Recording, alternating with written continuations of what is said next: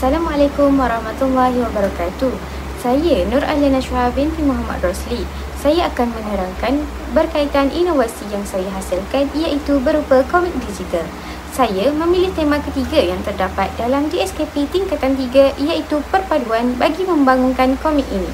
Komik yang saya hasilkan adalah bagi pengajaran berkaitan tajuk kata tugas dalam subtopik kata praklausa.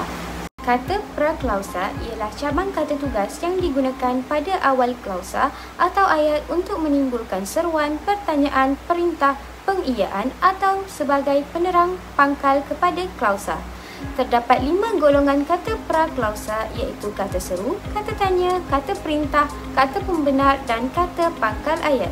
Berikut merupakan manual pengguna yang disertakan dalam komik bagi membantu murid memahami cara menggunakan komik dan menggunakan elemen interaktif yang terdapat dalam komik. Manual ini juga boleh digunakan sebagai rujukan oleh guru untuk membimbing murid semasa sesi pengajaran menggunakan komik digital ini. Komik digital yang saya hasilkan ini bertajuk Berbeza Budaya Satu Hati yang bertemakan perpaduan. Komik ini mengisahkan tentang hari pertandingan pakaian tradisional di sebuah sekolah. Antara watak yang terdapat dalam komik ini ialah Cikgu Hana, Amir, Meli dan Raju. Di awal komik, saya menerangkan tentang definisi kata praklausa berserta contoh agar murid dapat memahami dan mengenal pasti jenis-jenis kata praklausa. Semasa membaca komik ini, murid dikehendaki mengenal pasti jenis-jenis kata praklausa yang terdapat dalam komik pada setiap muka surat. Seterusnya, murid perlu mengelaskan jenis kata praklausa yang terdapat dalam komik. Saya juga menyediakan skema jawapan berupa kod QR di akhir komik ini.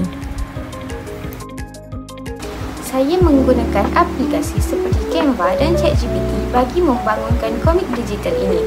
Canva digunakan untuk mereka bentuk latar belakang dan elemen visual, manakala ChatGPT membantu saya mencana idea, dialog dan situasi. Kemudian, saya mengolah semula kandungan yang dijana agar sesuai dengan objektif pembelajaran dan gaya penyampaian saya sendiri.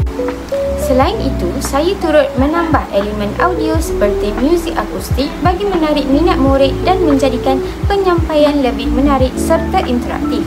Saya berharap komik digital ini dapat membantu murid memahami topik praklausa dengan lebih mudah, menyeronokkan dan berkesan dalam suasana pembelajaran yang santai.